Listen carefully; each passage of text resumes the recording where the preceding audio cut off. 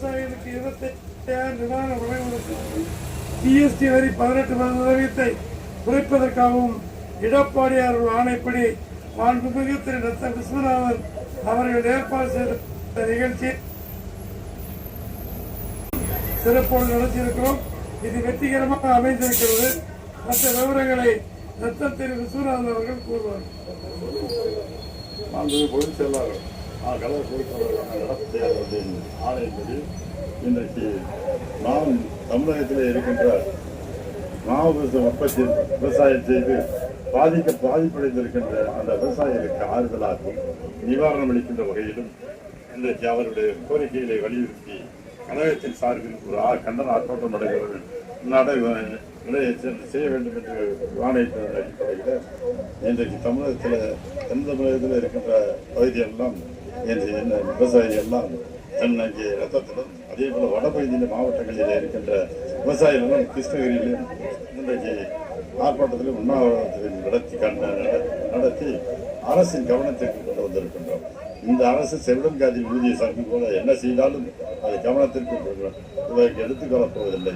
இருந்தாலும் நமது நிச்சயமாக இன்னைக்கு எழுப்பப்பட்ட கோரிக்கைகளுக்கு நிவாரணம் புரட்சித் தலைவர் நமது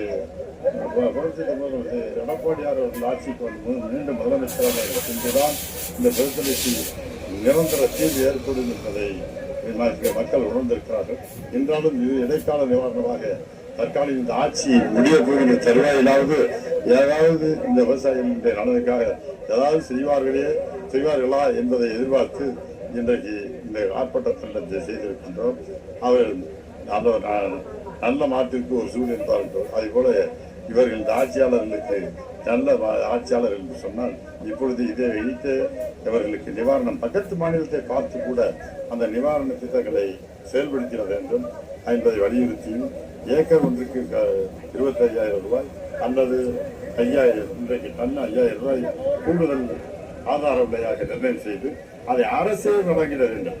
இவர்கள் என்ன செய்கிறார்கள்னா நம்ம எடப்பாடியார்கள் அளிக்கப்பட்டிருக்கிறதுனால இவர்களுக்கு அந்த மாம்பழக்கூழ் உற்பத்தி ஆலை தொழிலாளர்கள் முதலாளிகளை அழைத்து அவர்களை நீங்கள் கொள்முதல் செய்து கொள்ளுங்கள் என்று சொல்லியிருக்கிறோம். கொள்முதல் என்று வாயிலேயே சொல்லிட்டு ஏதாவது துட்டம் எடுத்தா தானே நடக்கும். அதனால ஒன்றும் இல்லை. சர்க்கரைன்னு எழுதினா தானே எழுதி கொடுத்தா பத்தாது, சர்க்கரையும் கொடுத்தாத்தான் சர்க்கரையும் நம்புறாங்க.